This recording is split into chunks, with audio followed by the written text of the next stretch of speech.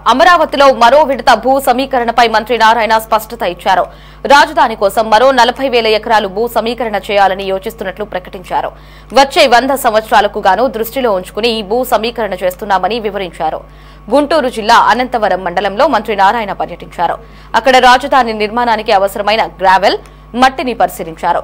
అమరావతిలో అంతర్జాతీయ విమానాశ్రయానికి 5 నుండి 8,000 ఎకరాలు అవసరం ఉందన్న మంత్రి నారాయణ 40,000 ఎకరాలను ల్యాండ్ పూలింగ్ ద్వారా కానీ లేదంటే భూ సమీకరణ కానీ చేస్తామని చెప్పారు. క్యాపిటల్ సిటీ కోసంగా 34,000 ఎకరాలని రైతులు కేవలం 58 రోజుల్లో అంటే 2015 జనవరి 1 నోటిఫికేషన్ ఇస్తే 2015 ఫిబ్రవరి 28 అర్ధరాత్రికి 34,000 ఎకరాలు స్వచ్ఛందంగా ఇచ్చారు. ఇక్కడ కూడా ఏంటంటే ఒక చిన్న లిటికేషన్ కూడా లేకుండా ఎటువంటి కోర్టు కేసు లేకుండా అయితే దానికి తగ్గట్టుగానే ముఖ్యమంత్రి గారు ఇక్కడ ప్రపంచంలో టాప్ 5 రాజధానులు ఒకటి కట్టాలని ఆ రోజు సింగపూర్ గవర్నమెంట్ అప్రోచ్ కావటం, లేఅవుట్ డిజైన్ చేయడం జరిగింది. అదేవిధంగా బిల్డింగ్స్ కూడా అసెంబ్లీ కావచ్చు, హైకోర్టు కావచ్చు, లేదా అడ్మినిస్ట్రేటివ్ టవర్స్ కావచ్చు, 5 టవర్స్, వాటిని Norman faster and partners London ప్రపంచంలో టాప్ 10లో ఒకరు వాళ్ళ దగ్గర డిజైన్ చేయించి వర్క్స్ టేకప్ చేసి దాదాపు 6,000 కోట్ల రూపాయలని యాక్చువల్గా డెవలప్ ఎవరైతే కాంట్రాక్టర్స్ ఉన్నారో పే చేయడం కూడా జరిగింది. దాదాపు 9,000 కోట్ల రూపాయలు అక్కడ జరిగింది. ఇప్పుడు దాదాపు అడ్మినిస్ట్రేషన్కి యాక్చువల్గా టోటల్గా 92 వర్క్స్, దాని యొక్క వాల్యూ 64,912 కోట్లు ఎస్టిమేషన్. దాంట్లో టెండర్లు యాక్చువల్గా 42 వర్క్స్కి పిలవటం జరిగింది. 41,785 కోట్లు అవన్నీ గ్రౌండ్ అయినాయి. ఆల్మోస్ట్ యాక్చువల్గా అన్ని వర్క్స్ ఆల్మోస్ట్ టేకప్ అయినాయి. అయితే ఈ నేపథ్యంలో వీళ్ళకి గ్రావెల్ కావాలి. దానికి యాక్చువల్గా మైన్స్ డిపార్ట్మెంట్ కన్సర్న్ మినిస్టర్స్ని వాళ్ళందరినీ సిఆర్డీ కాంటాక్ట్ చేయడం జరిగింది. వాళ్ళు దాదాపు 851 ఎకరాలు ల్యాండ్ని యాక్చువల్గా సిఆర్డీకి మైన్స్కి వాళ్ళు వెంటనే ఇవ్వటం జరిగింది. ఏలూరు డిస్టిక్లో 355 ఎకరాలు, కృష్ణాలో 428, పల్నాడులో 28, అట్నే గుంటూరులో 21, ఎన్టీఆర్లో 18 ఎకరాలు. ఎందుకంటే ఇప్పుడు రోడ్లు వేయాలంటే ఖచ్చితంగా గ్రావెల్ కావాలి, ఇవన్నీ కావాలి, మెటల్స్ కావాలి. దానికి ఎటువంటి ఇబ్బంది లేకుండా మైన్స్ డిపార్ట్మెంట్ కన్సర్న్ మంత్రి, సెక్రటరీ, కమిషన్స్ వాళ్ళు వెంటనే సిఆర్డీకి ఇవ్వడం జరిగింది.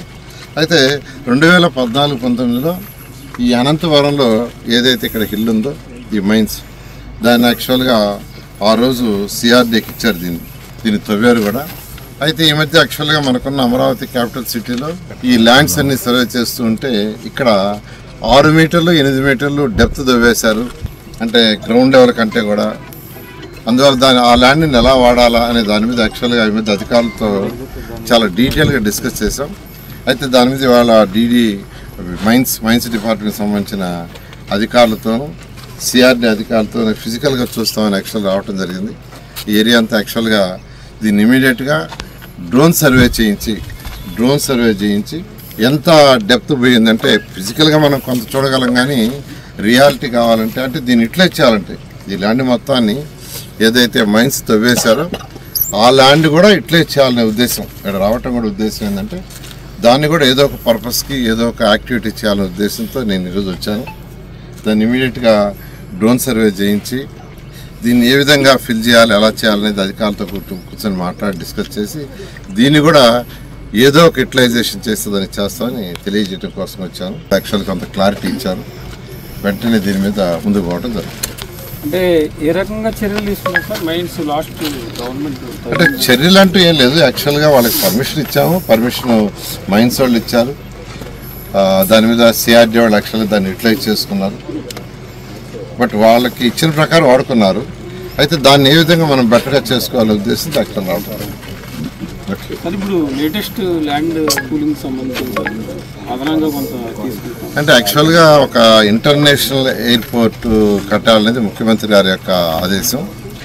ఒక ఇంటర్నేషనల్ ఎయిర్పోర్ట్ ఆ రోజు హైదరాబాద్లో కడుతున్నప్పుడు కూడా అందరూ ఇంత ల్యాండ్ ఎందుకు ఈరోజు Hyderabad international airport one of the best international పెడుతుంది. ఆ లెవెల్లో ఎప్పుడు మా ముఖ్యమంత్రి గారు రాబోయే 100 సంవత్సరాలు ఆలోచిస్తారు.